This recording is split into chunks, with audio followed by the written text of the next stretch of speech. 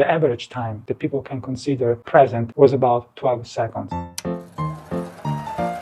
Good afternoon, everyone. In this episode, I pick up the topic of the last episode about phenomenology. In this case, I'm specifically interested in explaining time, how we perceive time. Time is a vast topic in phenomenology and in philosophy and obviously in science. In the phenomenological context, problem of time has been one of the main debatable topics since the beginning of phenomenology. So William James discussed the topic of time from a psychological perspective. William James found out there was a definition that he was given about time, which was the time that we are conscious of its perception. And this definition was coming from his idea to call it specious present. So William James defined the specious present as the duration in time in which one's consciousness perceptions are considered to be in the present. The idea behind this definition was that there is a distinction that we made consciously about what is in the past, what is in the present, and what is in the future. And one of the most debated aspects of time is the fact that the only experience we have are the experience that we can put into the present time, because the experience in the future are obviously not yet there, and the usual experience in the past are past, and therefore are memories, reconstructions of what we think in the present about what we experienced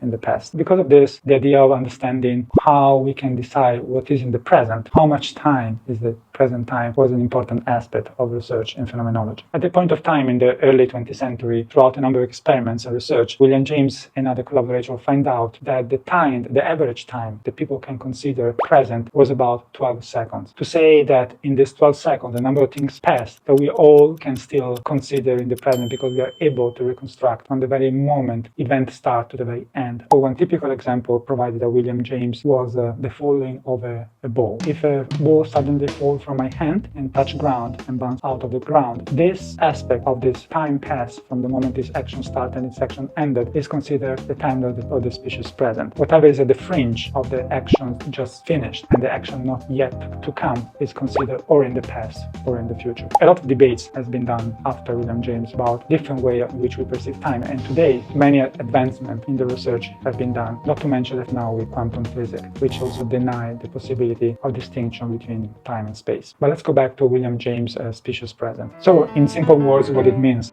The idea is an action which I have accomplished. My ability to reconstruct what has been done with a certainty up to the second lasts no more than 10 to 12 seconds, because after that I start to be difficult to decide whether the time passed is really 10, 12 seconds or maybe it's 20, it's 30. It becomes very hard to reconcile the time that is passing.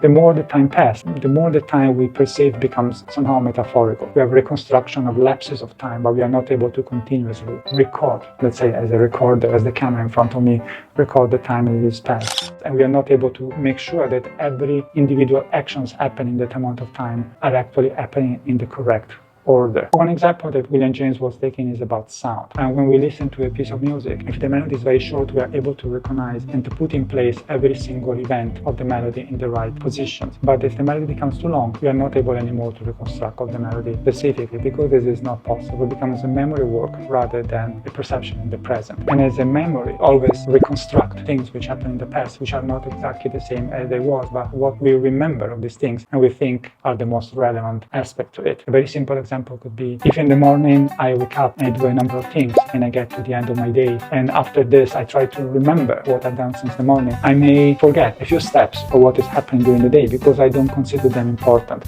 What I can remember, or perhaps which I focus on during the day, that remain in my memory more vividly. As you can foresee, this also means that when you're reconstructing something from a different perspective, say 1 day after or 1 week after, the same events may look different because you have changed and other experience happens in between that moment in the past and the person you are in the present, for which also your way of reconstructing those events have changed because your way of thinking of the event is different. This is the interesting aspect of the specious present, because it tells us that very few seconds are actually what we consider time in the present, but rather than all the rest of it, the fringe, is past and is already reconstruction being experienced by me. So this is William James' research in the very early 20th century, from where phenomenology pick up a number of aspects in relation to time. In the next episode, I will dig into the aspect of time and unpack some of the other thinkers. Thank you. If you're interested in this aspect of phenomenology, time, space, perception, please leave a comment.